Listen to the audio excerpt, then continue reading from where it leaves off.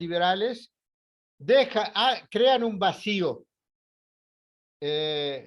¿Por qué? Porque promueven un individualismo, promueven un egoísmo que en realidad eso favorece la visión consumista que tienen. Disculpe, profesor, no se Sí, ve la presentación. no No se sé está si... viendo la presentación. No. Perdón, voy a ver qué pasa.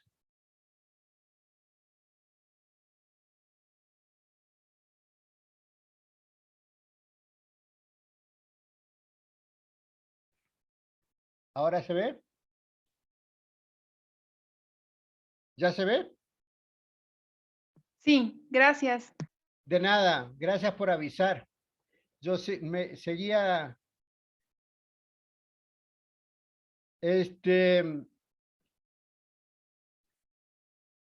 entonces, como venía diciendo, ¿no?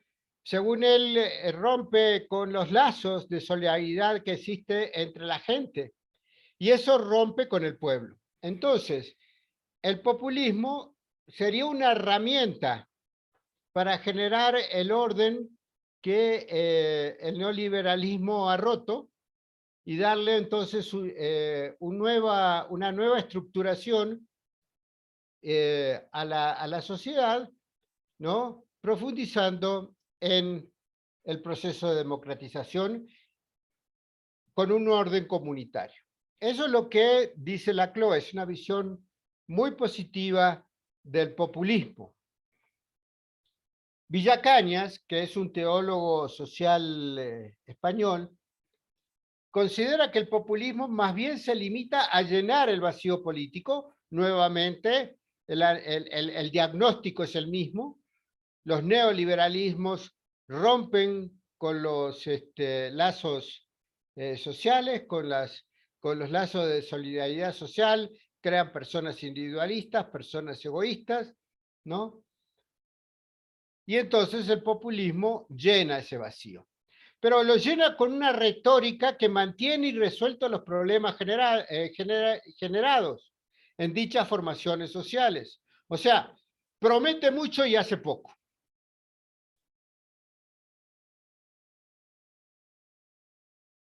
Pues precisamente esos problemas estructurales que crea la agenda neoliberal constituyen el suelo nutricio para el populismo. Es donde crece en este descontento, ¿no?, de estos problemas que crea el neoliberalismo, que crece, que encuentra la forma de manifestarse el populismo. Por lo que tiene la necesidad ineludible de que permanezcan sin resolver, aún en el caso de alcanzar el poder. Porque si resolvieran los problemas, se acaba la retórica, se acaban los argumentos que los llevaron al poder, se acaba estar buscando enemigos, ¿no?, que lo mantienen ahí arriba. Entonces, como verán, la visión de Villacañas es totalmente negativa acerca de lo que son los populismos. Entonces tenemos dos visiones que usan también la noción de pueblo, pero que unos dicen que el populismo crea al pueblo y el otro está diciendo que el populismo engaña al pueblo.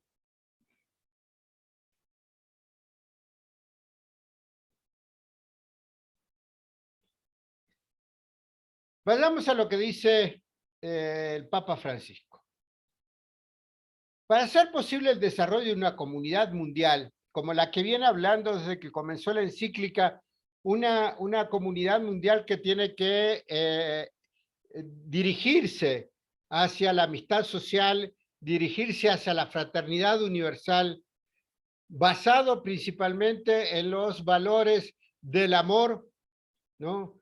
Y digamos sobre principios como la solidaridad, la subsidiariedad del bien común, ¿no? Para lograr este desarrollo de la comunidad mundial, capaz de realizar la fraternidad a partir de pueblos y naciones, el Papa aquí pone como presupuestos para la realización de la fraternidad universal el pueblo y las naciones, y la nación.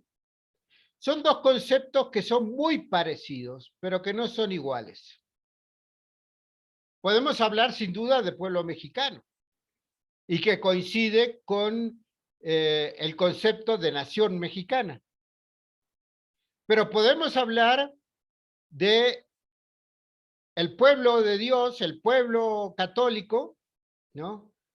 Y no coincide con ningún territorio, está, al contrario, está esparcido por todo el mundo, en algunos lugares donde es mayoría, en algunos lugares donde es minoría, pero está esparcido por todo el mundo, ese pueblo de Dios, ese pueblo católico. Podemos hablar del pueblo judío, que también son todos los judíos que están esparcidos alrededor del mundo. Pero en este caso hay una nación judía, que es Israel. Es el país, el Estado, que representa, que tiene como religión oficial el judaísmo, ¿no? Y entonces también se habla de una nación judía, ¿no? Aparte del pueblo. Estos dos conceptos, veremos, son fundamentales porque implican una serie de situaciones que en vez de que se sustentan justamente sobre estos vínculos personales comunitarios y que ya Laclau y Villacaña señalaban. A partir de pueblos y naciones que vivan la amistad social, hace falta la mejor puesta al servicio del verdadero bien común, la mejor política puesta al servicio del verdadero bien común. O sea, está hablando de una buena política, quiere decir de una política, ¿no?, distinta de la que estamos acostumbrados y que tenga como horizonte el bien común y no intereses particulares como las que buscan las democracias liberales o como las que terminan exacerbando las visiones populistas. En cambio, desgraciadamente, la política hoy con frecuencia suele asumir formas que dificultan la marcha hacia un mundo distinto. Justamente, está hablando de otras concepciones políticas que no la de la buena política, ¿no?, que dificultan esta marcha. Son visiones ideológicas que el Papa hará coincidir con populismos y liberalismos. El desprecio de los débiles puede esconderse en formas populistas que los utilizan demagógicamente para sus fines. O sea, está definiendo el populismo como algo demagógico y que está buscando fines particulares, sus fines. O en formas liberales al servicio de los intereses económicos de los poderosos. Aquí también intereses particulares, en este caso, de intereses económicos, ¿no?, que acaparan la riqueza. Y ambos desprecian a los débiles. Unos porque los instrumentalizan para llegar al poder. Los otros porque los esclavizan, ¿no?, y los explotan económicamente. En ambos casos, se advierte la dificultad para pensar un mundo abierto, que tenga lugar para todos, que incorpore a los más débiles, que respete las diversas culturas. O sea, tanto el populismo como el liberalismo son visiones unilaterales. son incapaces de reconocer al diferente. Son incapaces de pensar que hay formas de actuar diferentes a las que ellos proponen.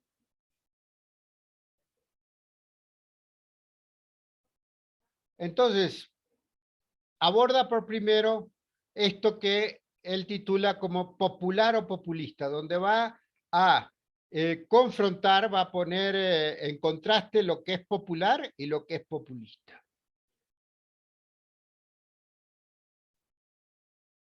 En los últimos años, la expresión populismo o populista ha invadido los medios de comunicación y el lenguaje en general. Así pierde el valor que podría contener y se convierte en una de las polaridades de una sociedad dividida, ¿no? Una sociedad que se divide en dos grandes polos, los que son populistas y los que no son populistas. Eso lo dirá el Papa un poco más adelante.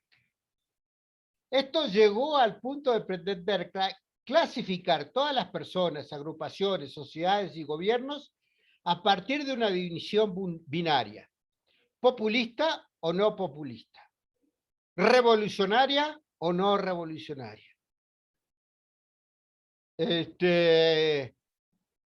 Chairos y fifís. Ya no es posible que alguien opine sobre cualquier tema sin que se intenten clasificarlo en uno de estos dos polos. O estás conmigo o estás contra mí. O estás con la revolución o estás contra la revolución. O estás con los cambios o estás en contra de los cambios. Y a veces esto se usa para desacreditar injustamente, o sea, todo aquel que no está con esta visión populista, ¿no? Es lo peor que existe sobre el mundo, ¿no? O para enaltecerlo en exceso, no importa si ha cometido algunas faltas incluso muy graves en su pasado. Solo por estar con la revolución ya es un héroe nacional.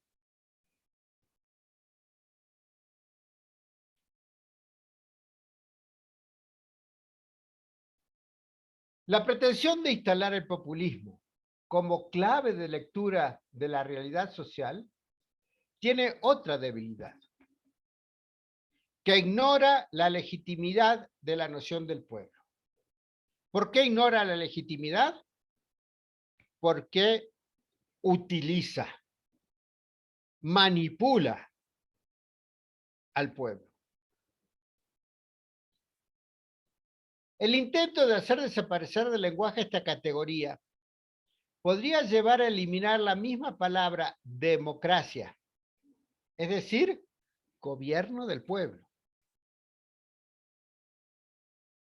No obstante, si se quiere afirmar que la sociedad es más que la mera suma de individuos, se necesita la palabra pueblo. O sea, podemos decir que las dos nociones, neoliberal y populista, hay un desprecio hacia la palabra pueblo. Los liberalistas quieren desaparecerla del mapa porque es una quimera. Los populistas la exacerban, la definen de una manera que no es el pueblo, y entonces la tergiversan y la están cambiando totalmente el significado. Y hacer esto, en ambos casos, va contra la democracia, va contra el gobierno del pueblo. Perdonen que saque mis raíces de nacimiento, porque esto me hace acordar mucho a lo que decía nuestro héroe nacional José Gervasio Artigas, que fue, por cierto, es héroe nacional uruguayo, pero es antihéroe argentino, porque justamente se oponía a lo que era el gobierno argentino en el momento en que él estaba en Uruguay, en la banda oriental, como se llamaba en aquel entonces. Se hicieron asambleas en todas las provincias unidas del Río de la Plata, que era como se llamaba Argentina en aquel entonces, para crear una constitución. Entonces se reunió la asamblea de la banda oriental y el pueblo estaba esperando como que Artigas dijera lo que había que hacer y todos levantar la mano unánimemente aclamando prácticamente lo que él decía. Y él se planta delante de la asamblea y dice: mi autoridad emana de vosotros y cesa ante vuestra presencia soberana. ¿Sí? Esa es la democracia, ¿no? Es el pueblo el que decide. Y lo que decida el pueblo, el gobernante lo tiene que llevar a cabo. Pero es el pueblo el que tiene que decidir.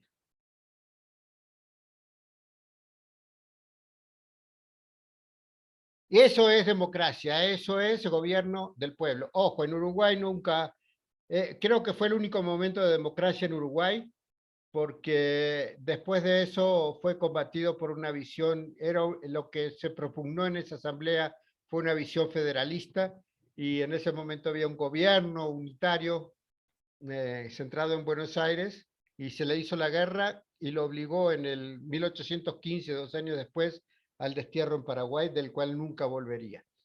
Y los demás líderes fueron líderes caudillos, o sea, podemos decir populistas.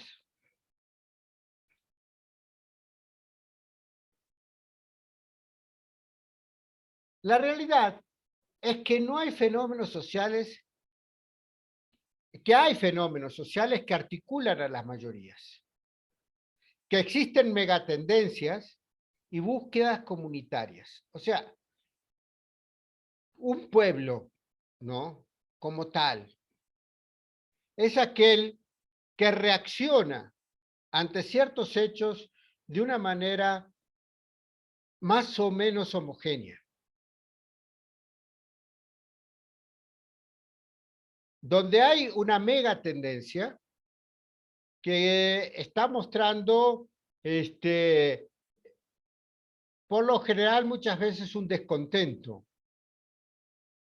pero que esa megatendencia después también dentro del mismo pueblo encuentra una gran diversidad de propuestas de solución. Y que hay búsquedas comunitarias, búsquedas que buscan el bien de la comunidad, ¿no? Y que buscan extenderlas a otras comunidades similares. Esto es algo que está presente siempre, aunque después no se exprese en las instituciones políticas. También se puede pensar en objetivos comunes, más allá de las diferencias, para conformar un proyecto común. Esto, por ejemplo, sucedió en los procesos de concertación a la salida del franquismo en España, y esto sucedió en el proceso también de concertación en la salida de las dictaduras militares del Cono Sur. Finalmente, que es muy difícil proyectar algo grande a largo plazo si no se logra que eso se convierta en un sueño colectivo. Cuando el Papa habla de sueño, no está hablando de algo quimérico, de algo que es irrealizable, de algo que solo se da a nivel onírico cuando tenemos un bonito sueño o tenemos una pesadilla.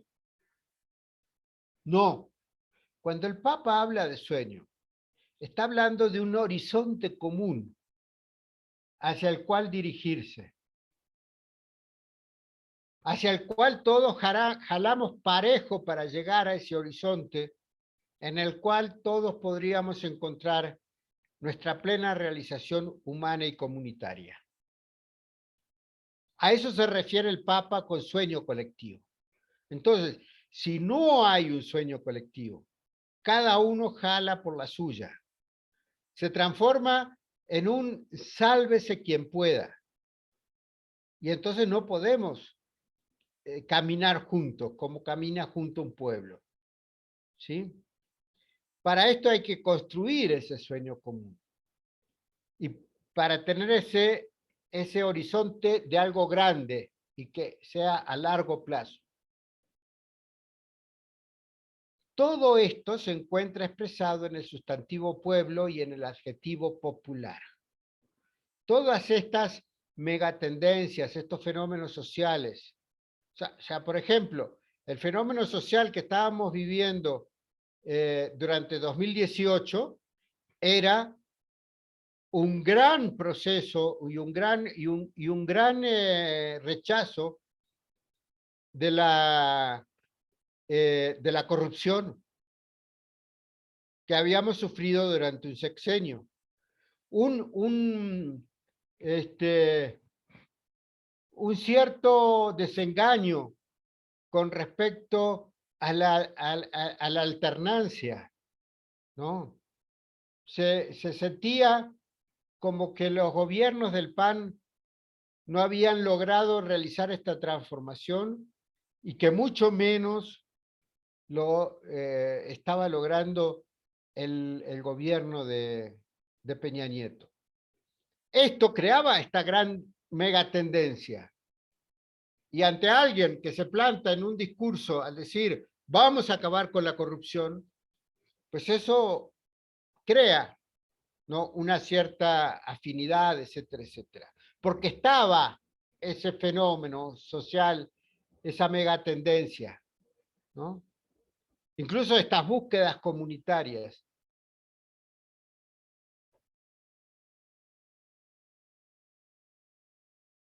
También se puede pensar en objetivos comunes, más allá de las diferencias para conformar un proyecto común, ¿no? Entonces, empezar desde quizás pequeños sectores, pero empezar a ver, por ejemplo, acciones a favor de la primera infancia, otras acciones en favor de los más desprotegidos, otras, etcétera, etcétera, etcétera.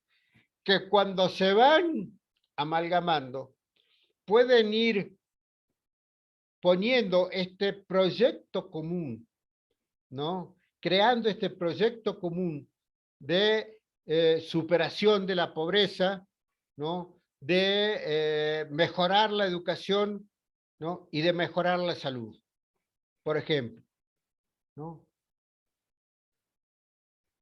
Y lo otro, el sueño colectivo, eso todavía lo estamos construyendo, quizás, con con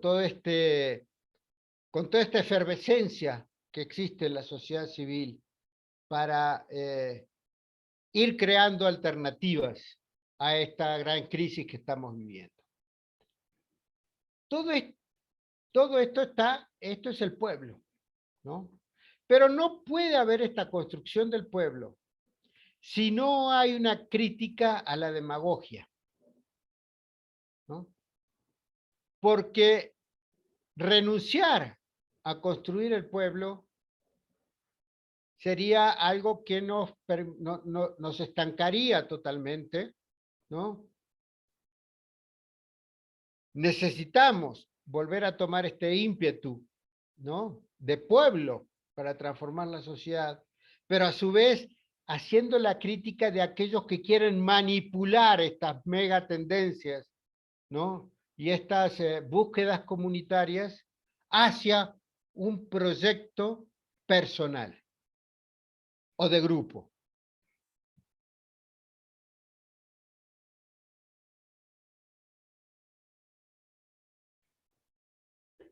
Porque existe un malentendido, dice el Papa. Pueblo no es una categoría lógica, no es un concepto, o no se puede ser totalmente expresado en un concepto.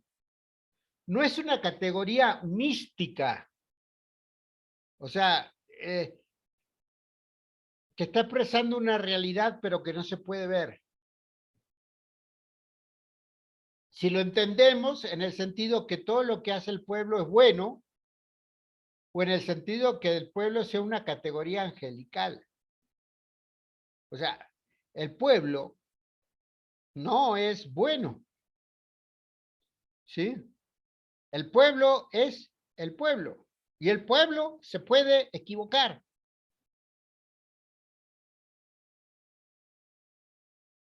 El pueblo es una categoría mítica. ¿Y qué decir, qué tenemos que entender por mito?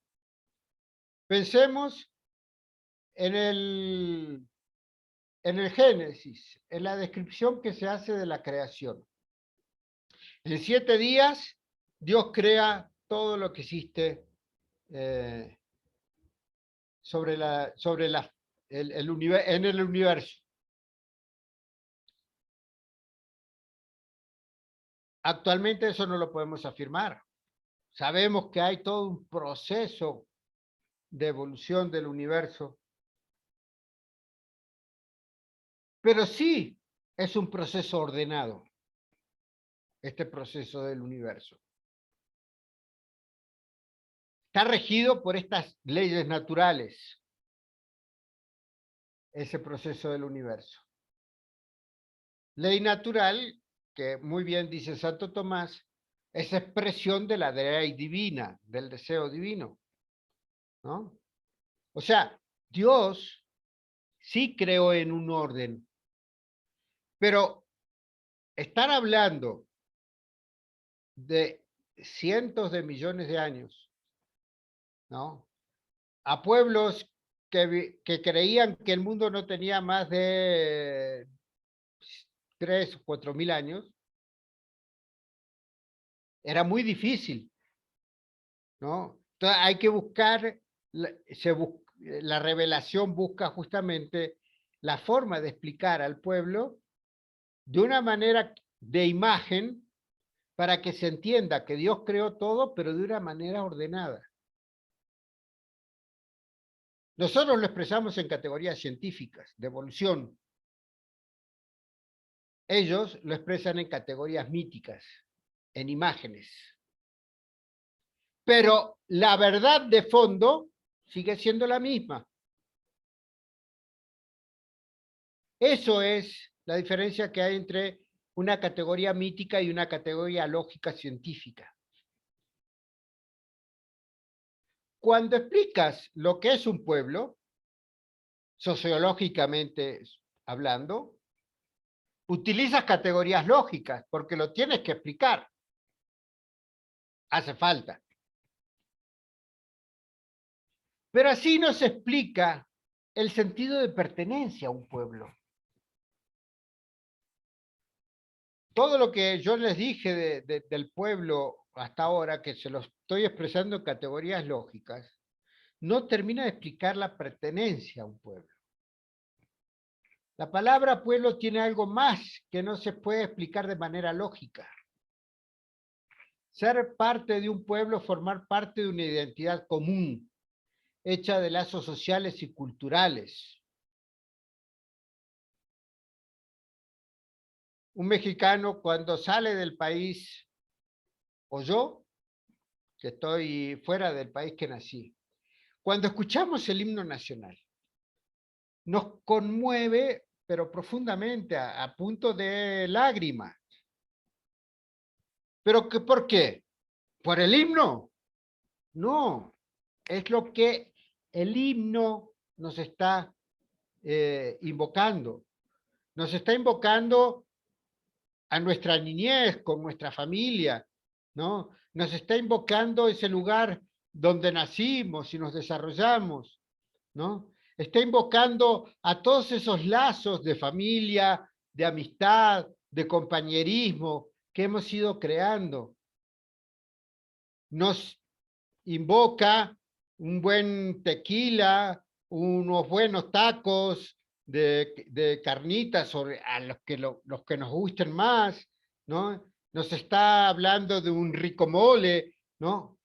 Nos está diciendo todas esas cosas, ¿no? Que forman parte de lo más íntimo nuestro, que son parte de nuestra historia donde nos hemos desarrollado junto con otros. Eso no lo explican las categorías lógicas. ¿Por qué? Porque tendrían que ser categorías emocionales. las que los explicaran. Y la creación de todo esto no es algo automático, sino todo lo contrario. Es un proceso lento, difícil, ¿no?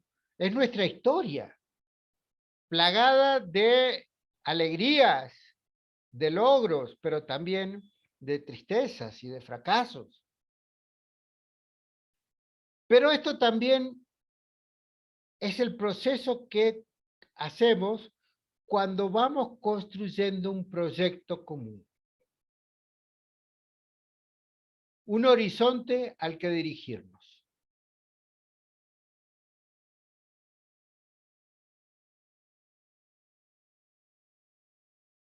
Esta es la misma, perdón, está repetida. Hay líderes populares capaces de interpretar el sentido de un pueblo, su dinámica cultural y las grandes tendencias de una sociedad. Yo les hablaba, por ejemplo, de Artigas, pero aquí en México también ha habido grandes líderes que han podido expresar estas megatendencias. Pensemos en el momento de la apertura democrática aquí en México, en un Manuel Cloutier, pensemos en un Cuauhtémoc Cárdenas, pensemos en un grupo de San Ángel, ¿no? Son aquellos que van resumiendo todas estas megatendencias y todos estos sentimientos que había en aquel momento y que desembocan en la transición democrática, o lo que se llamó la transición democrática. El servicio que prestan, aglutinando, conduciendo, mostrando pistas por dónde ir, puede ser la base para un proyecto duradero de transformación y crecimiento que implica también la capacidad de ceder lugares a otros en pos del bien común. O sea, Cloutier, sabemos lo que pasó con él, no llegó por las razones que conocemos. Cuauhtémoc Cárdenas tampoco llegó, se quedó en jefe de gobierno en el 97. ¿Sí? El grupo de San Ángel, muchos estuvieron en el gobierno, pero muchos no estuvieron en el gobierno. Pero fueron conformando, ¿no? Toda estos mecanismos, ¿no? Y fueron mostrándonos un camino que llevó justamente a la transición democrática, ¿sí? Y ellos fueron cediendo lugar a estos líderes que iban surgiendo, ¿no? Podemos decir, por ejemplo, que el grupo de San Ángel le cede el lugar a un líder que surge también ahí a mediados de los 90, que es Vicente Fox. Ellos saben cómo delegar en esta figura todos esos anhelos que traían y que estaban mostrando como un camino para salir.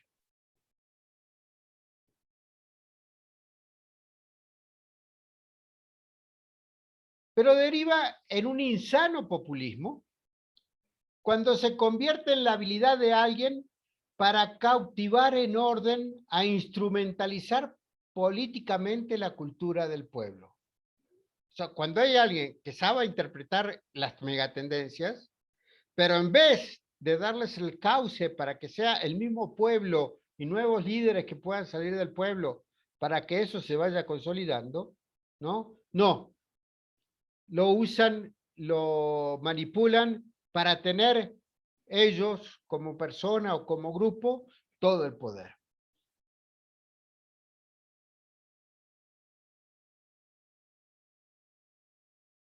Con un signo ideológico, además, al servicio de su proyecto personal y de la perpetuación en el poder. Otras veces busca sumar popularidades exacerbando las inclinaciones más bajas y egoístas de algunos sectores de la población. Entonces, digamos, lo que buscan, por ejemplo, en Brasil, ¿no? Había un cierto descontento hacia lo que había sido el gobierno del Partido de los Trabajadores, del PT brasilero, Lula da Silva, etcétera. ¿no? Había un cierto descontento, había como una mega tendencia que decía tenemos que cambiar. Bolsonaro sabe utilizar de esto demagógicamente para llegar al poder. Lo mismo pasa con Chávez. Hay un gran descontento con una especie de oligarquía política que se había instalado en Venezuela. Siempre eran los mismos que se iban cambiando de lugares, ¿no? En los diferentes puestos de gobierno, ya sea ejecutivo y legislativo, ¿no? Y la gente ya estaba harta de eso. Entonces Chávez sabe utilizar toda esta situación para llegar al poder.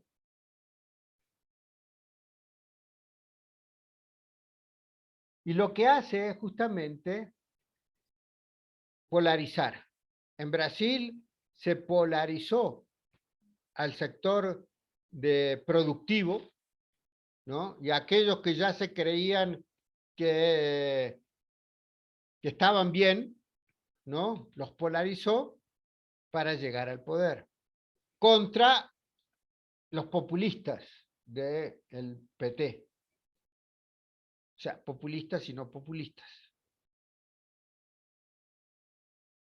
Aunque él es tan populista como otros gobiernos. Lo mismo pasó, ¿no? Con Chávez. O sea, esa oligarquía, ¿no? Era el enemigo, ¿no? Era a quien había que combatir y a quien había que eliminar totalmente del país, ¿no? Y había resentimiento, sin duda había resentimiento, porque toda aquella riqueza que estaba entrando en Venezuela por el petróleo, o toda aquella riqueza que estaba generando la industria en Brasil, se quedaba en manos de unos pocos. Y entonces una gran cantidad de gente que decía, pero habiendo tanto dinero y habiendo tanta abundancia, estos tales por cuales no dejan ni siquiera caer las migas, ¿no? Y en una sociedad donde cada quien ve por lo suyo, ¿no? Donde entramos en este sálvese quien pueda, ¿no? Entonces se crea el resentimiento. Y después, formas sutiles o groseras de avasallamiento de las instituciones y de la legalidad.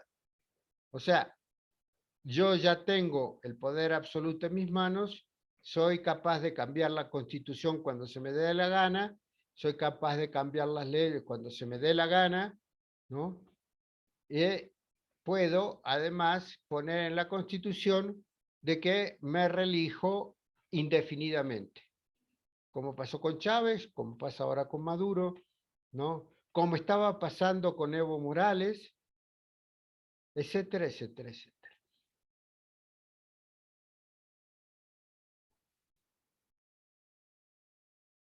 Los grupos populistas, entonces, cerrados, desfiguran la palabra pueblo, puesto que en realidad no hablan de un verdadero pueblo. En efecto, la categoría de pueblo es abierta y ellos lo ponen como algo cerrado, ¿no? El pueblo es aquel que lucha, ¿no?, por sus reivindicaciones contra los poderosos, ¿no? Entonces es algo cerrado, es una conciencia de clases, digámoslo así. Pero la categoría de pueblo es abierta.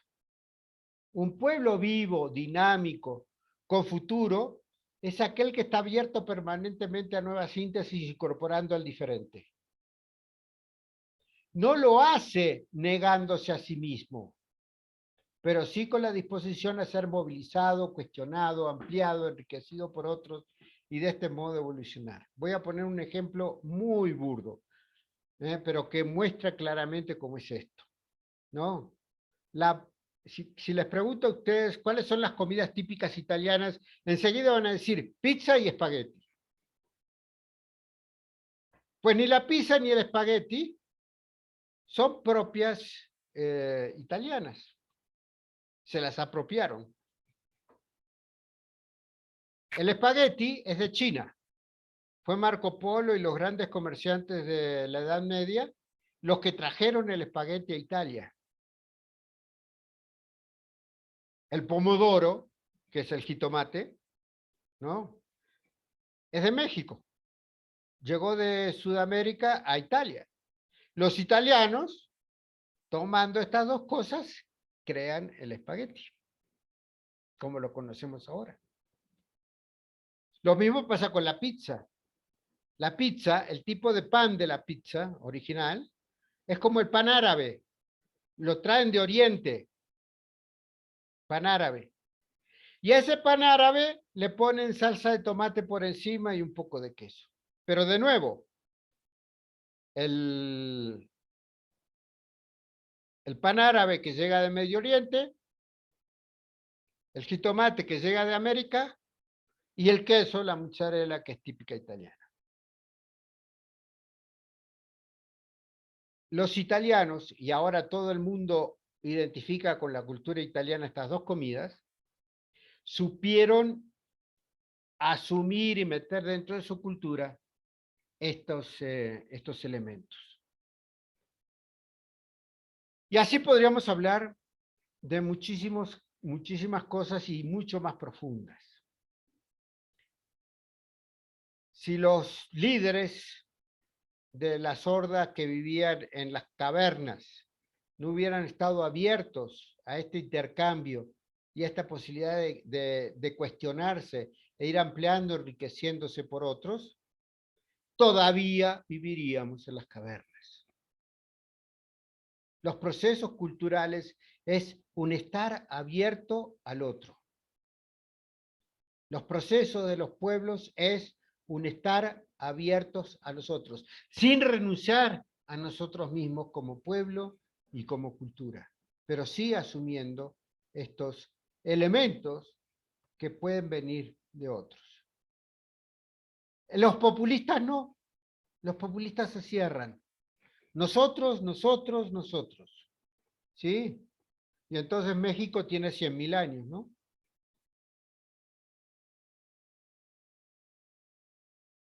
Otra expresión de la degradación de un liderazgo popular es el inmediatismo.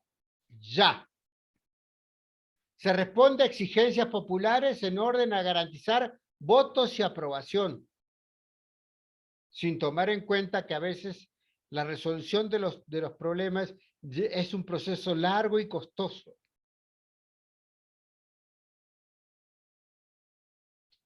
El Papa lo dice, pero sin avanzar en una tarea ardua y constante que genere a las personas los recursos para su propio desarrollo, para que puedan sostener su vida con su esfuerzo y su creatividad. En esta línea dije claramente que estoy lejos de proponer un populismo irresponsable. Por una parte, la superación de la inequidad supone el desarrollo económico, aprovechando las posibilidades de cada región y asegurando así una equidad sustentable. O sea, necesitamos desarrollarnos económicamente, evidentemente de forma sustentable para no acabar con nuestro medio ambiente, ¿no? Pero entonces con lo que tenemos en nuestra región, tenemos que tener esta creatividad para hacerlo fructificar para el desarrollo de todos. Por otra parte, los planes asistenciales que atienden ciertas urgencias solo deberían pensarse como respuestas pasajeras. Yo le presto ayuda a aquella persona mientras se capacita para un mejor trabajo, mientras se recupera de una enfermedad y recupera su salud para poder valerse por sí mismo, etcétera, etcétera, etcétera. Mientras logra su desarrollo, yo lo ayudo.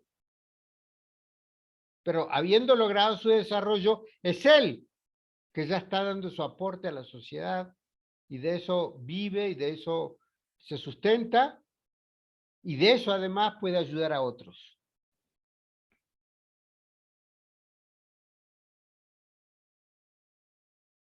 El gran tema entonces es el trabajo. Lo verdaderamente popular, porque promueve el bien del pueblo, es asegurar a todos la posibilidad de hacer brotar las semillas de Dios, que Dios ha puesto en cada uno, sus capacidades, su iniciativa, sus fuerzas. No importa. O sea, quién dijo que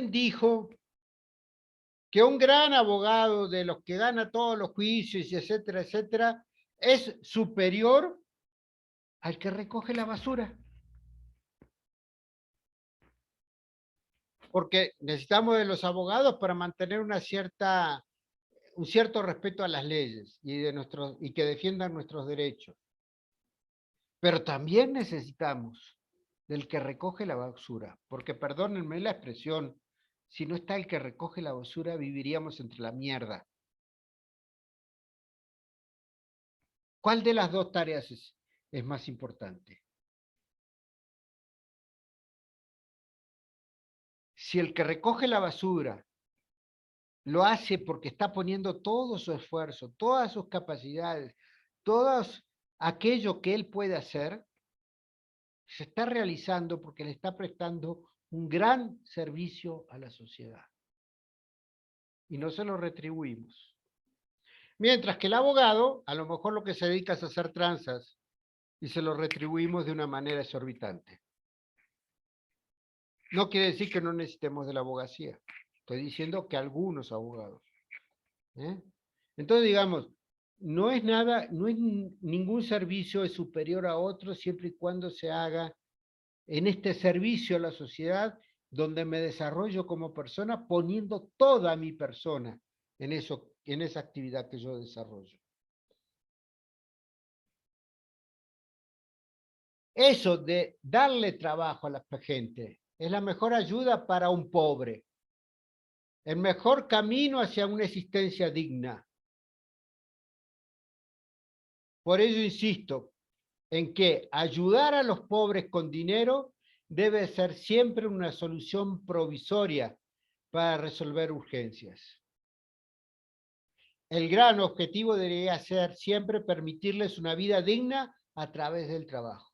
Entonces, mientras lo capacito para el trabajo, le brindo educación, o, como decía, puede ser que no esté trabajando porque está sufriendo una enfermedad, o diferentes situaciones que pueden haber donde una persona se ve incapacitada de trabajar, en ese momento lo ayudo económicamente porque tiene que comer, tiene que pagar la renta, tiene que pagar la luz, el agua, lo ayudo.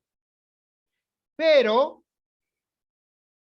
es mientras yo también le brindo otro tipo de ayuda, que es el desarrollo humano, ¿no? El desarrollo de sus capacidades para encontrar su lugar donde servir a la sociedad, según sus capacidades, sus fuerzas.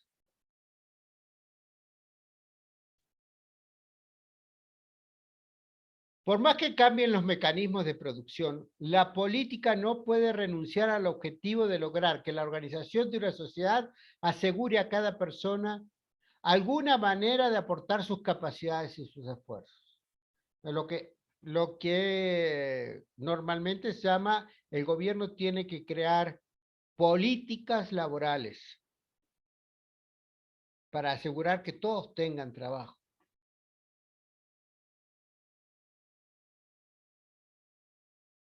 Porque no existe peor pobreza que aquella que priva del trabajo y de la dignidad del trabajo, que a su vez dignifica a la persona. En una sociedad realmente desarrollada, el trabajo es una dimensión irrenunciable de la vida social. Ya no solo es un modo de ganarse el pan, sino también un cauce para el crecimiento personal, para establecer relaciones sanas, para expresarse a sí mismo, para compartir dones, para sentirme corresponsable en el perfeccionamiento del mundo. En definitiva, para vivir como pueblo, en estas relaciones, en estas interrelaciones humanas, ¿no? Que permiten que caminemos juntos hacia ese horizonte común.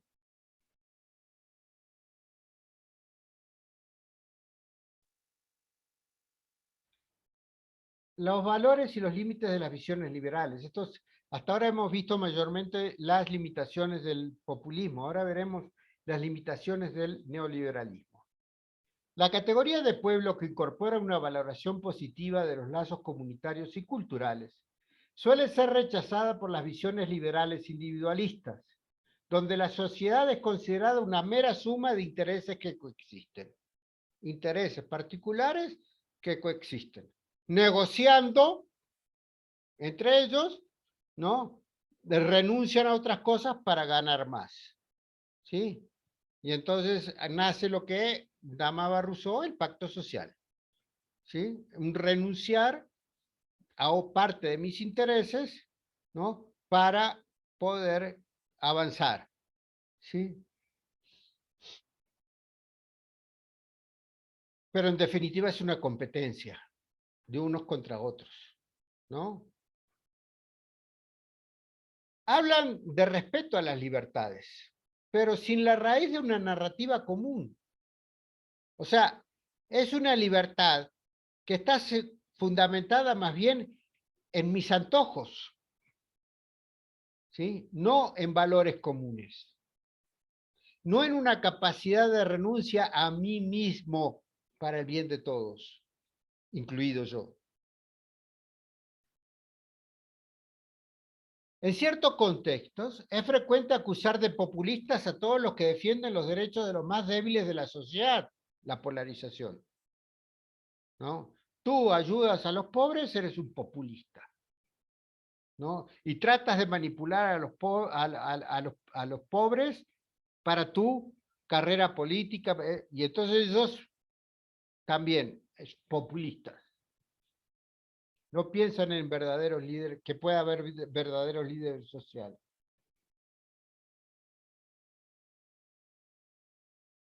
Para estas visiones, la categoría de pueblo es una mitificación, ya aquí en el sentido malo de la palabra, en pensar que es como una quimera, de algo que en realidad no existe.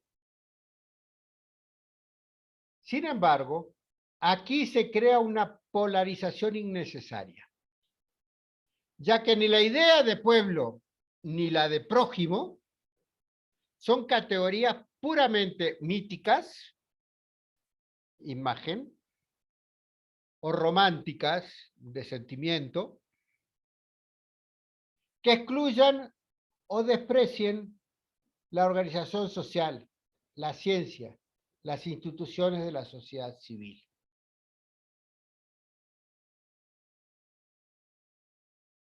O sea, la caridad reúne ambas dimensiones. La mítica, ¿no? Como este horizonte común al que nos dirigimos en un sueño común, y la institucional, ¿no? Que es el aquí y ahora, cómo nos organizamos aquí y ahora. Puesto que implica una marcha eficaz de transformación de la historia, que exige incorporarlo principalmente todo. O sea, es necesario usar de todos estos instrumentos, de las instituciones,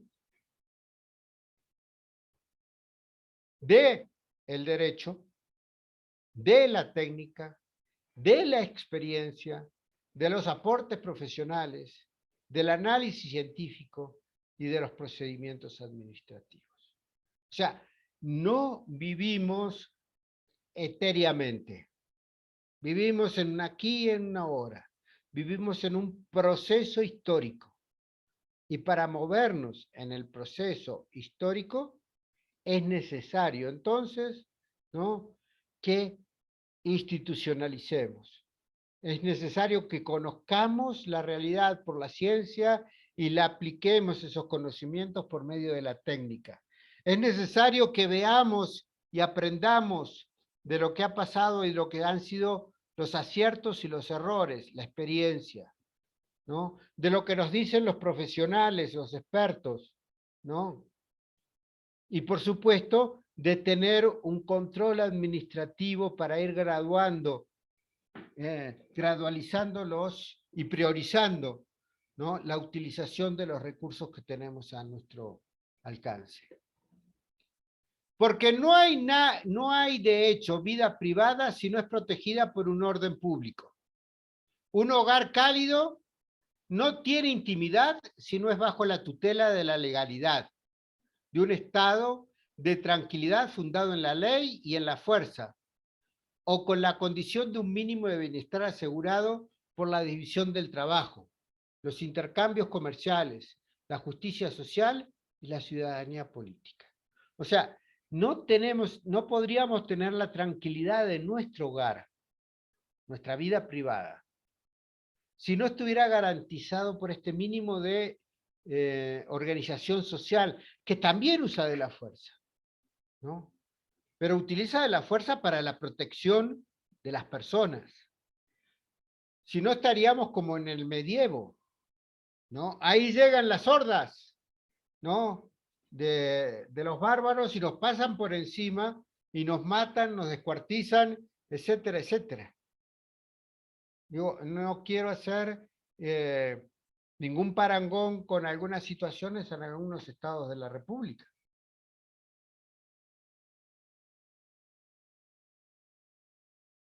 Se necesita de ese estado que esté ahí presente, también con las fuerzas del orden público, también con una ley que armonice nuestras relaciones, que impida los abusos en los intercambios comerciales, una justicia social que distribuya los bienes para que todos tengan lo necesario para desarrollarse, una ciudadanía política en la cual todos podamos aportar a las soluciones que nuestro país necesita.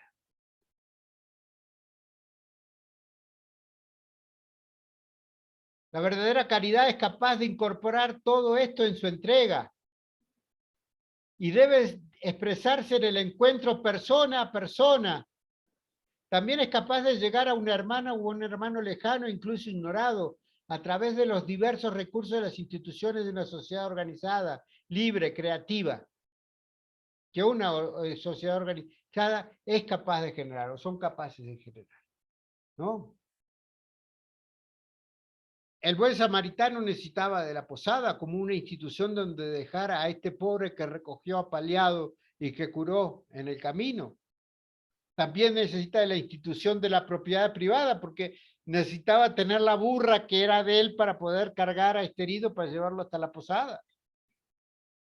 O sea, se necesita de ese orden también para hacer el bien.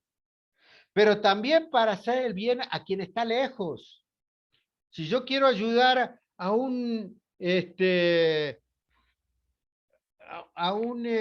aborigen de Somalia que está muriendo de hambre, no puedo llegar hasta allá ahorita, pero lo puedo hacer a través, por ejemplo, de la Cruz Roja Internacional. O puedo llegar ahí a un lugar donde están todas las enfermedades infecciosas, ¿no? Por medio de la institución de Médicos Sin Fronteras. Esta es institucionalización. Por otro lado, podemos tener la mejor institucionalización. Podemos tener los mejores hospitales del mundo. Podemos tener la mejor red de centros primarios de atención que cada uno tiene su ambulancia para llevar a un enfermo a un hospital de especialidades. Pero si a esta persona que está al lado mío en este momento le da un síncope y cae en medio de una crisis de un infarto, si ya a mí me vale, ¿no? Se muere. Yo tengo que tomar el teléfono y llamar a la ambulancia para que lo venga a recoger y lo lleve al hospital donde le harán los procedimientos necesarios en el caso de un infarto. Entonces, las dos cosas son necesarias. Es necesaria esta institucionalización, pero también es necesaria esta relación persona a persona. Las dos cosas son necesarias. El amor al prójimo es realista y no desperdicia nada que sea necesario para una transformación de la historia que beneficie a los últimos, a los más necesitados. De otro modo, a veces se tienen ideologías de izquierda o pensamientos sociales junto con hábitos individualistas y procedimientos ineficaces que solo llegan a unos pocos. Entonces tenemos, sí, estamos por la sociedad, estamos por los pobres, estamos por los últimos. Pero yo tengo mis vacaciones en Aspen, pero yo tengo mi carro, mi yate, mi avión particular. No, yo a eso no renuncio. Voy a trabajar por los pobres, pero yo no voy a renunciar a todas esas cosas. Mientras tanto, la multitud de los abandonados queda a merced de una posible buena voluntad de algunos. Esto hace ver que es necesario fomentar no únicamente una mística de la fraternidad, sino al mismo tiempo una organización mundial más eficiente para ayudar a resolver los problemas acuciantes de los abandonados que sufren y mueren en los países pobres. Esto a su vez implica que no hay una sola salida posible, una única metodología aceptable, una receta económica que pueda ser aplicable igualmente por todos. Y supone que aún la ciencia más rigurosa puede proponer caminos diferentes. Es necesario, por lo tanto, ¿no?, en diálogo, en apertura, en encuentro con los demás, ir encontrando estos caminos que no solamente solucionen el problema de quien está a mi lado, que hay que solucionarlo, sino que también vayamos más allá, hacia aquellos países también más pobres que están sufriendo mucho más que nosotros. Es necesario crear esta conciencia, pero para esto también es necesario que nosotros tengamos un cambio de actitud. Dicen que está bueno. Hay interferencia de voces. Hay micrófonos abiertos, ¿pueden cerrarlos? Bueno, entonces es necesario una conversión personal que me lleve al prójimo, que me lleve a crear estas redes, ¿no?, de encuentro con los demás, de dar ideas para la institucionalización correcta, para llegar a los más alejados. Y también es necesario llevar este espíritu de fraternidad y de amistad social hasta los últimos rincones del orbe. El Papa entonces ahora va a dedicar varios números a la necesidad de esta reorganización de la sociedad a nivel internacional, porque todo esto estaría colgado con alfileres si realmente no estuviera este cambio en las personas, si siguiéramos víctimas de la concupiscencia, que es caer en el egoísmo. Dice que para justamente poder solucionar esto es necesario desarrollar una tarea educativa que desarrolle hábitos solidarios, la capacidad de pensar en la vida humana más integralmente, una hondura espiritual y sobre todo dar calidad a las relaciones humanas. Dice que el mercado no es el que lo revolucione todo por derrame o por goteo, ¿no?, sino que es necesario promover una economía que favorezca la diversidad productiva y la creatividad empresarial para crear empleos, para sacar a los pobres de la pobreza, porque no hay forma más digna de sacar a un pobre de la pobreza que a través del trabajo. Un trabajo evidentemente remunerado dignamente. También, sin formas internas de solidaridad y confianza recíproca, el mercado no puede cumplir plenamente su propia función económica.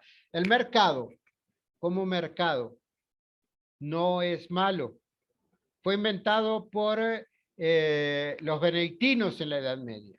¿Pero por qué? Porque estaban los señores feudales que le compraban al precio que se les antojaba, cuando no los despojaban directamente sin darle nada a cambio, a los siervos de la gleba, a los siervos del feudo. Entonces, los benedictinos crean este mecanismo por el cual se crea la oferta y la demanda. O sea, un árbol da 5 manzanas y una familia tiene que vivir, es lo único que tiene una familia y tiene que vivir todo el año de esas 5 manzanas. Entonces, las necesidades de un año en una familia dividido por 5 manzanas da el precio de la manzana. Pero, evidentemente, si es muy caro, la gente no lo va a poder comprar. Entonces hay que hacer ahí unos ciertos arreglos y también ayudar solidariamente a que esta familia que tenía solo 5 manzanas pueda vivir todo el año. Y después, el árbol en vez de dar 5 manzanas, dan 50. Entonces el precio de la manzana baja 10 veces. ¿Sí? Esa es la oferta. Y en la demanda es, bueno, quiénes son los que están dispuestos o quieren comprar o tienen posibilidad de comprar un determinado producto. ¿Y saben cómo comenzaba? Comenzaba a la hora tercia de las horas, de la liturgia de las horas, tocaban la campana, ¿no? Intermedia, la liturgia intermedia, ahí tocaban la campana, los monjes iban al coro, se abría el mercado. Y a la hora nona, ¿no? Intermedias de la tarde, antes de vísperas, sonaba la campana, ¿no? Y se acababa el mercado, tenían que recoger el changarro.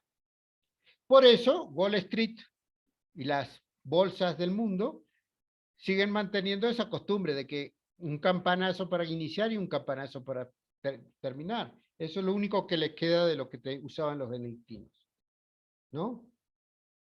El mercado es bueno, pero el mercado, como dice aquí, tiene que estar lleno de valores de solidaridad y de confianza recíproca, ¿sí? Porque si no, caemos en una fragilidad enorme, ¿no? En lo económico, como lo hemos visto ahora en la pandemia, donde el golpe que sufrimos económicamente todos ha sido muy grande. Para esto es necesario llevar la dignidad humana al centro y al pilar que construya las estructuras sociales alternativas que necesitamos, incluyendo las económicas.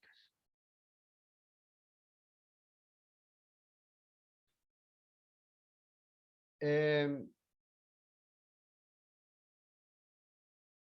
poder internacional. Vamos a ir a la última diapositiva. Les voy si me dejan un correo, les mando inmediatamente la presentación.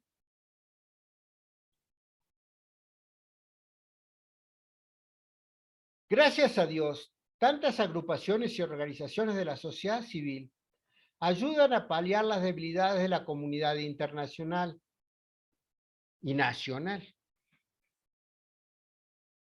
Su falta de coordinación, la falta de coordinación de la comunidad internacional y del gobierno en situaciones complejas, su falta de atención frente a derechos humanos fundamentales en situaciones muy críticas de algunos grupos. Así adquiere una expresión concreta al principio de subsidiariedad, que garantiza la participación y la acción de las comunidades y organizaciones de menor rango, las que complementan la acción del Estado. Muchas veces desarrollan esfuerzos admirables pensando en el bien común y algunos de sus miembros llegan a realizar gestos verdaderamente heroicos que muestran de cuánta belleza todavía es capaz la humanidad. La sociedad civil. Yo aquí en Ciudad de México pienso en el terremoto del 2017. Hay todavía quienes piensan en el terremoto de 1985, ¿no? El gobierno tardó terriblemente en reaccionar. Quienes reaccionaron rápidamente fueron las organizaciones de la sociedad civil. Quienes reaccionaron más rápidamente que la sociedad civil fueron los jóvenes, organizando redes de ayuda a través de el Twitter, a través del WhatsApp, etcétera, etcétera, de todos estos instrumentos tecnológicos. Eso es pueblo. que se organiza de forma espontánea. Pero además, no solamente la sociedad civil es este pueblo que se organiza espontáneamente. También son las organizaciones de la sociedad civil que atienden las necesidades de las personas. Ollas populares, reparto de despensas, bolsas de trabajo, etcétera, etcétera, etcétera. Pensemos todo lo que hizo Cáritas en las primeras etapas caóticas de la pandemia, cuando tanta gente empezó a quedarse sin trabajo, ¿no? Pensemos en estas organizaciones que se preocupan por el desarrollo de los niños de la primera infancia. Pensemos en estas organizaciones que se preocupan de estar atendiendo a niños y adolescentes en situación de calle, donde el gobierno muchas veces no llega, ¿no? Todo eso es también buena política. Todo eso también es trabajar por el bien común. No solamente es estar en un partido político, no solamente es ser observador electoral, no solamente es ser funcionario de casilla,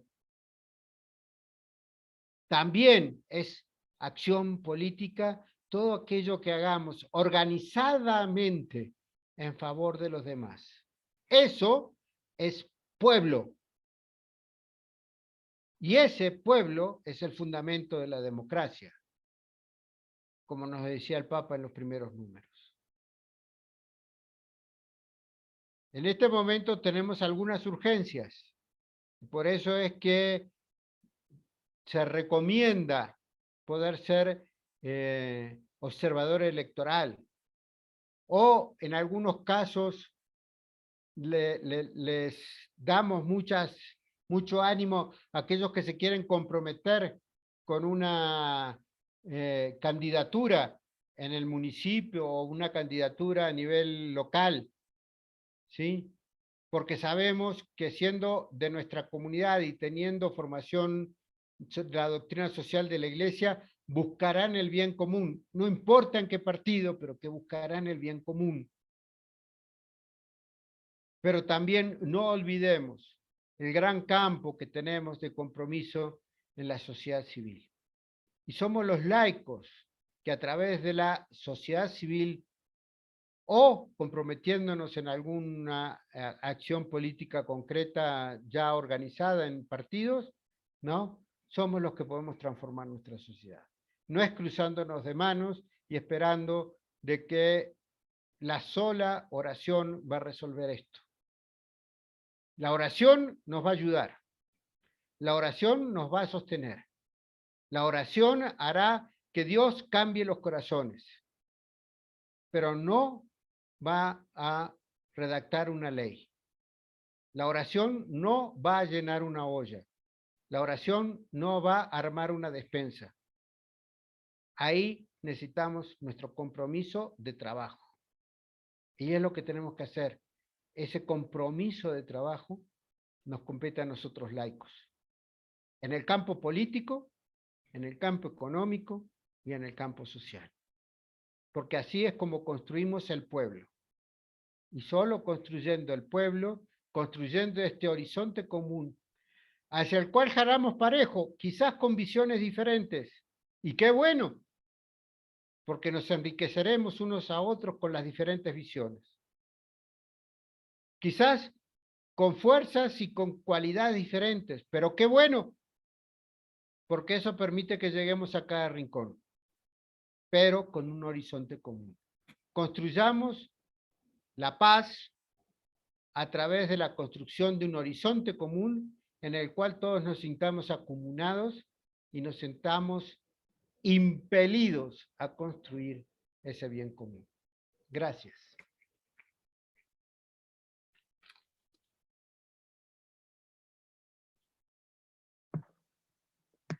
Muchísimas gracias, profesor.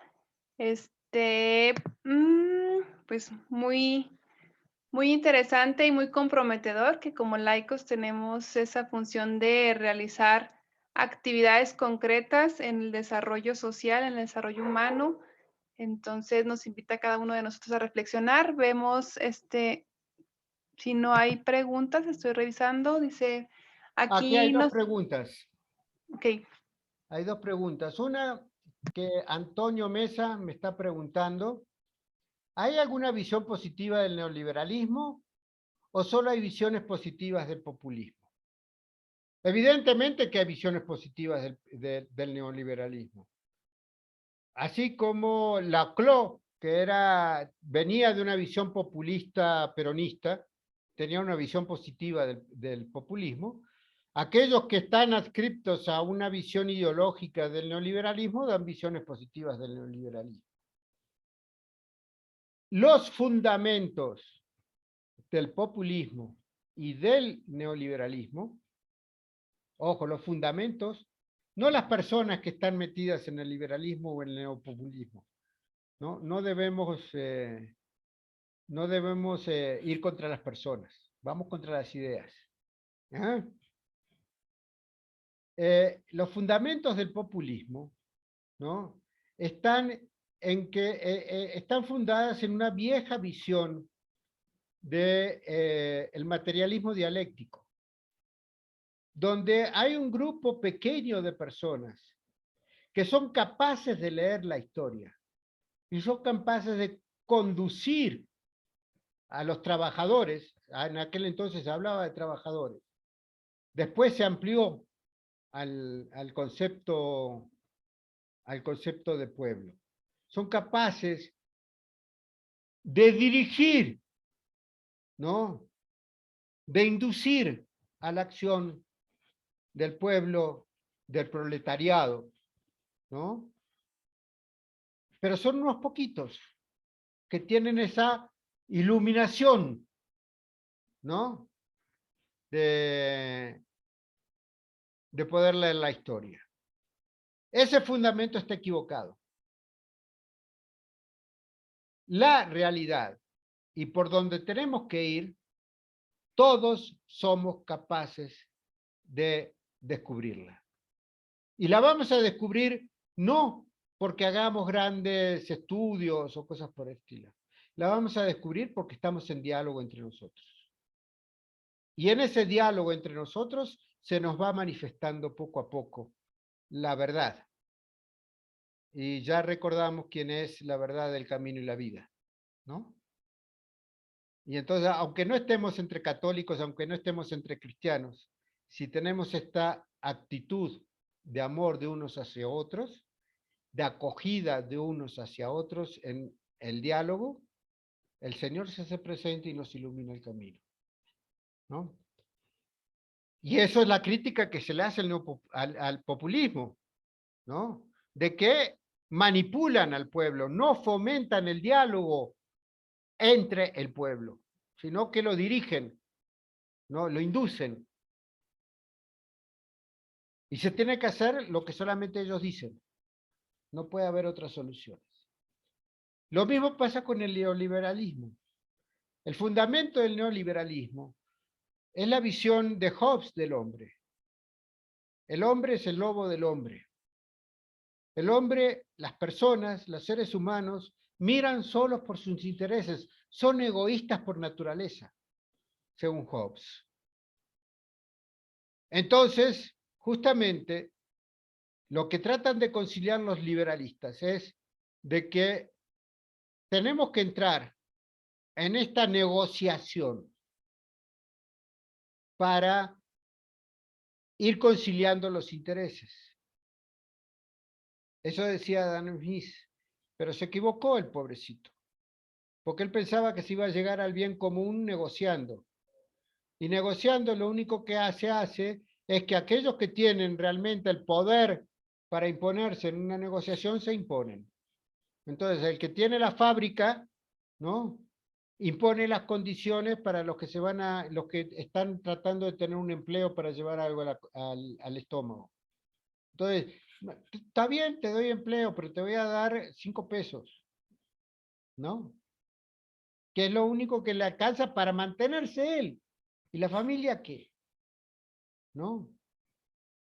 Y aparte mantenerse con fuerzas, no para tener una vida digna, ¿no? Entonces, el liberalismo, el fundamento antropológico del liberalismo, lo que fomenta es la concupiscencia.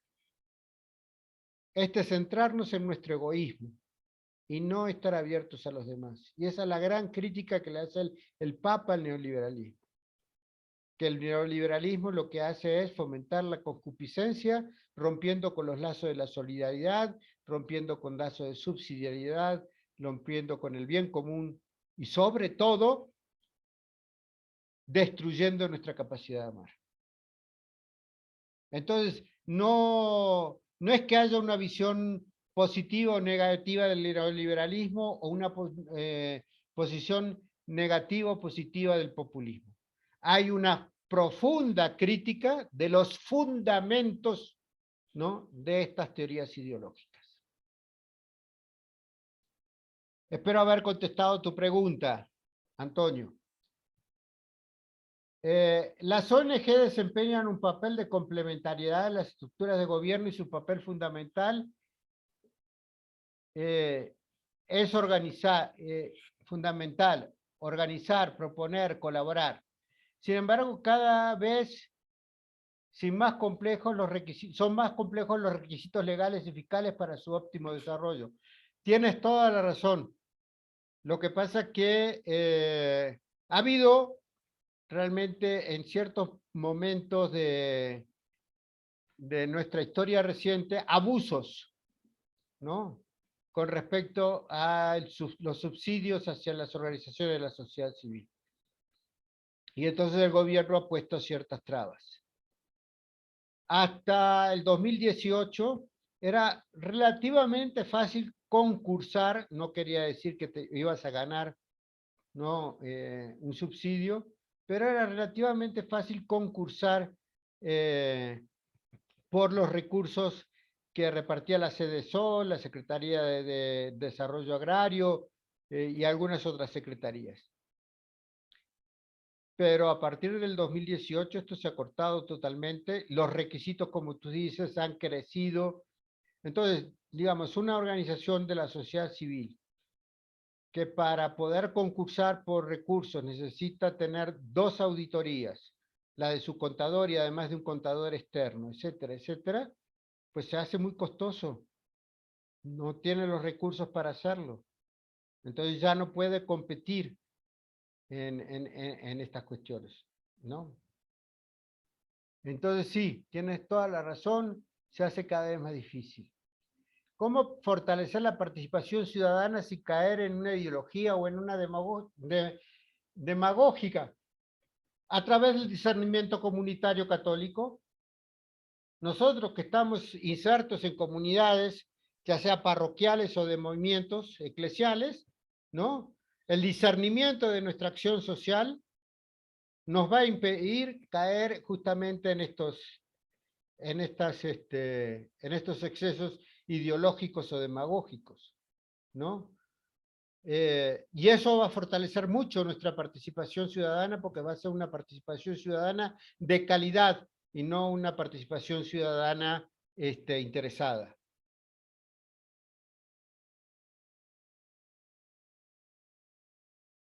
¿Qué visión del humanismo político debe prevalecer en el ejercicio político del gobierno? Yo diría que lo fundamental del humanismo cristiano, por no decir lo que Jesús nos enseñó y que ha desarrollado la doctrina de la Iglesia, ¿no?, es mantener siempre este espíritu de fraternidad, de amor y sobre todo de cuidado del bien común.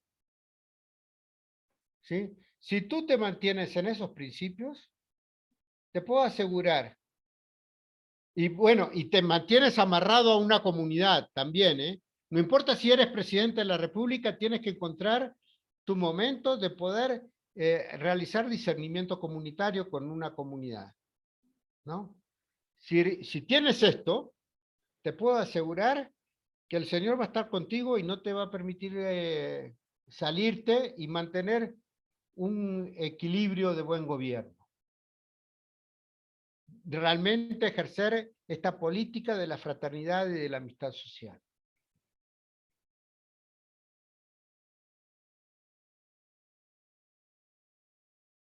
¿Se puede tener una visión de gobierno pensada en el quehacer ciudadano del día a día, así también en la práctica legislativa? Mira, una mística de nuestro tiempo decía, la política es el amor de los amores. ¿Por qué es el amor de los amores? De los amores porque posibilita todos los otros amores. La política posibilita que una pareja pueda tener su casa por medio de políticas de vivienda. La política puede hacer que un padre de familia que quiere llevar el sustento a su casa pueda llevarlo por una adecuada política laboral, políticas públicas laborales. La política puede hacer que aquel hijo que está preocupado por la salud de su padre anciano pueda proporcionar los cuidados necesarios a través de una adecuada política de salud pública. Y así, el padre que está preocupado por la educación de sus hijos puede brindarle una buena educación de calidad a través de políticas públicas de educación. Y así, el gobierno no tiene que dar. El gobierno tiene que posibilitar, hacer posible. Y no lo tiene que hacer por él solo. Puede involucrar a la ciudadanía, puede involucrar, tiene que involucrar a la ciudadanía, tiene que involucrar a las organizaciones de la sociedad civil. Y en todo caso, que la ciudadanía y la organización civil no alcancen porque no tiene recursos económicos, porque no tiene recursos tecnológicos, porque no tiene recursos profesionales, etcétera, entonces el Estado le puede dar un subsidio para que alcance a cumplir con lo que se proponen. Y te puedo asegurar que eso sería mucho más efectivo a que si el gobierno lo hace todo. Entonces sí, es posible un gobierno pensado en el quehacer ciudadano, pensado en la alrededor de la sociedad civil. Y evidentemente todo esto tiene que ver con la práctica legislativa, dando el marco legal donde tiene que moverse el gobierno y donde tienen que moverse las organizaciones de la sociedad civil.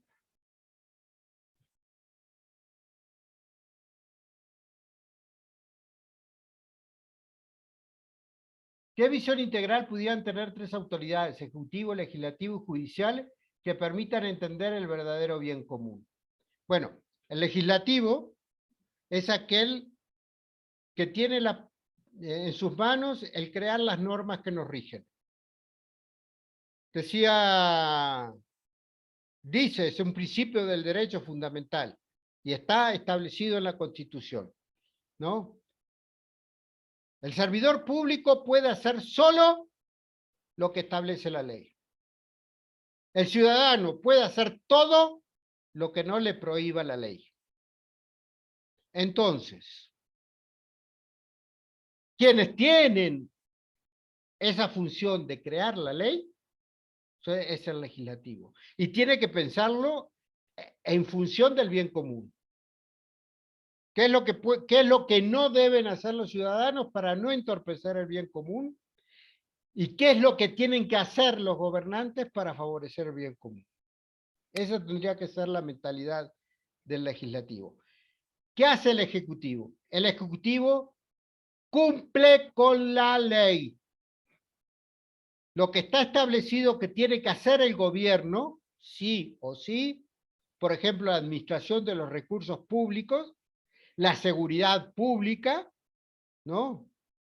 Eso lo tiene que hacer o hacer el gobierno, ¿no? Pero que lo tiene que hacer según las leyes. Que haga lo que le dice la ley. y no que se pase la ley, no digo dónde. Y los, el Poder Judicial, ¿qué es lo que hace?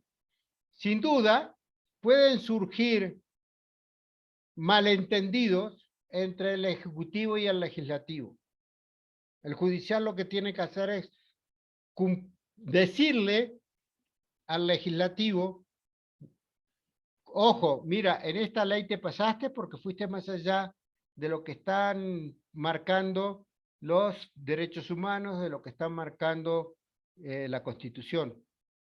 Entonces, modifica la ley porque o le estás dando demasiadas atribuciones al Ejecutivo o le estás quitando demasiadas atribuciones al Ejecutivo, o le estás dando demasiado a los ciudadanos o le estás quitando demasiado a los ciudadanos. Entonces, es el que media cuando puede haber un conflicto entre poderes de interpretación de la Constitución y las leyes. Pero también es aquel que ante un ciudadano que se ha excedido en sus libertades, pasando por arriba de aquello que está prohibido, también castigarlo, establecerle penas, ya sean penales o sean administrativas, etcétera, o exigiéndole la restitución del daño que puede haber causado. Pero también protege a los ciudadanos del exceso de poder del gobierno, ya sea en la legislación, ya sea en el ejercicio del poder del Ejecutivo. Entonces, esas son las funciones de cada uno de ellos y siempre tiene que estar pensado en función de la dignidad de la persona, en que la persona pueda alcanzar su máximo desarrollo, ya sea porque por las leyes y por las acciones del Ejecutivo se busca el bien común, ya sea porque se protege a la ciudadanía de aquellos excesos que van contra el bien común.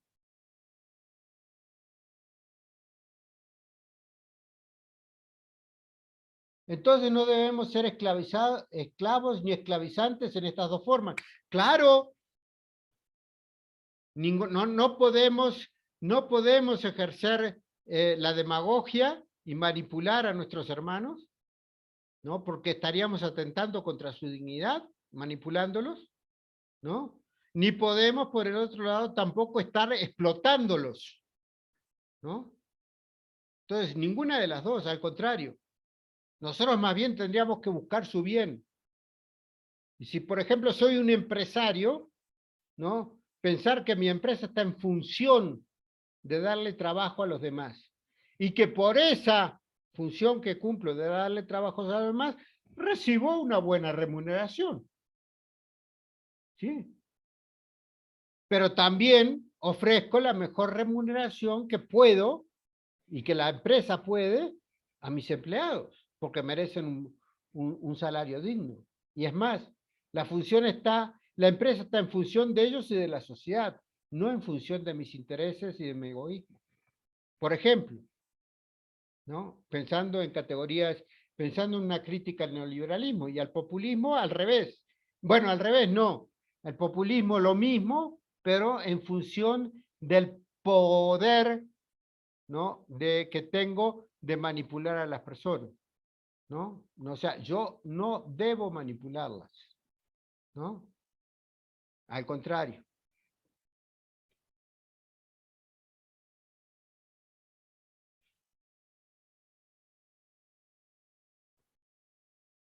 ¿Qué camino debemos tomar los ciudadanos para que estas teorías que llevan a una errónea praxis del poder temporal?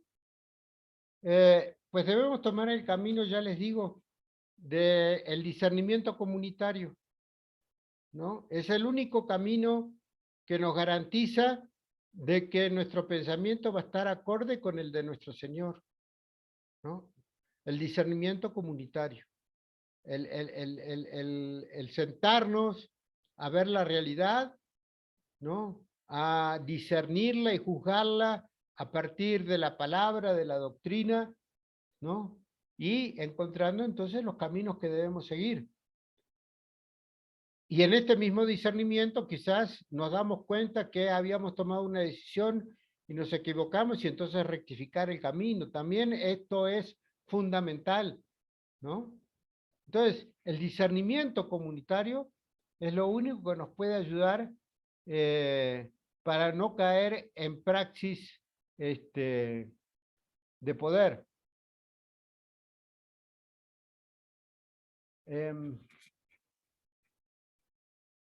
Gracias por tu comentario, Jorge Humberto.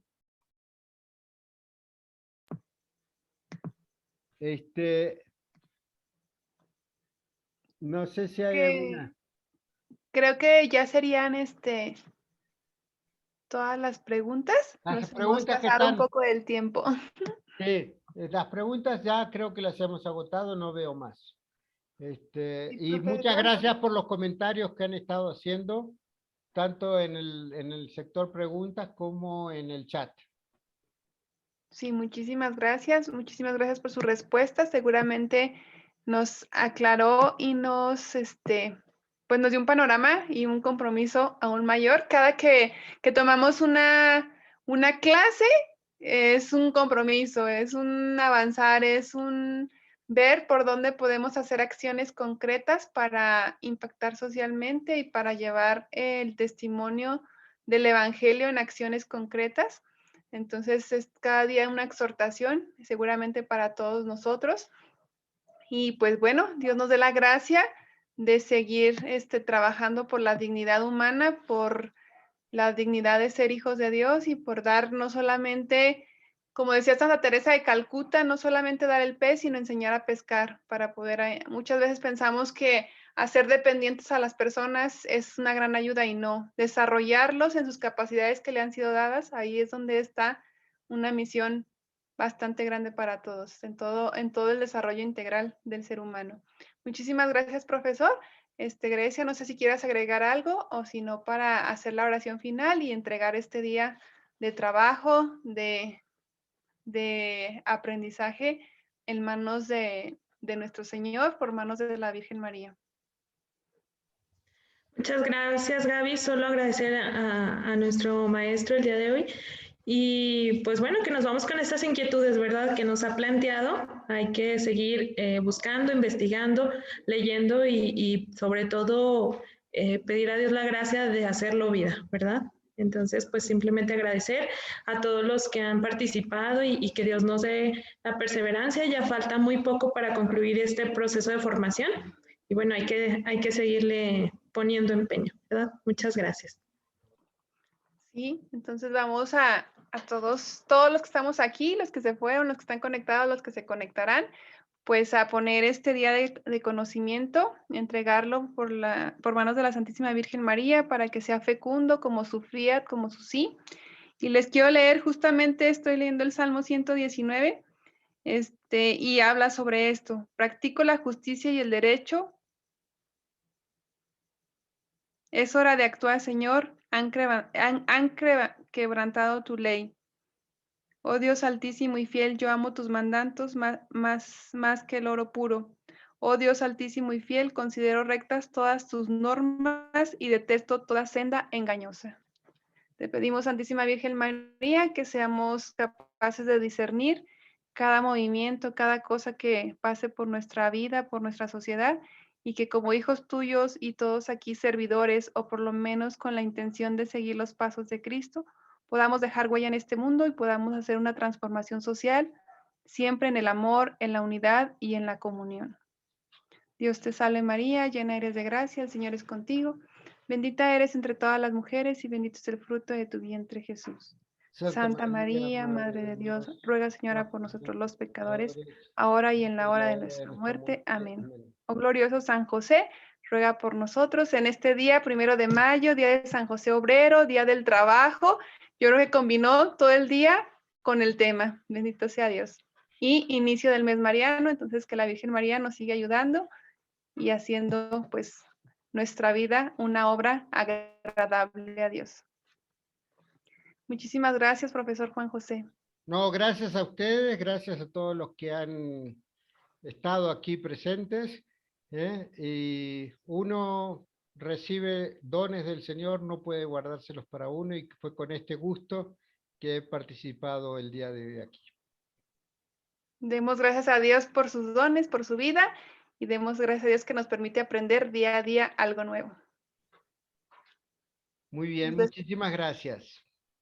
buenas noches, nos vemos el próximo sábado en la misma hora y por las mismas plataformas. Perdón, si me dejan un mail o por alguien de ustedes se comunicó conmigo por WhatsApp, Ajá, si me mandan el correo, yo les mando la presentación para que la distribuyan. sí, ahí nos ponemos de acuerdo para pasarlo a los grupos de WhatsApp donde están algunas personas y ahí lo podamos distribuir. Muy bien. Muchísimas gracias, profesor. Por favor, gracias a ustedes. Buenas noches.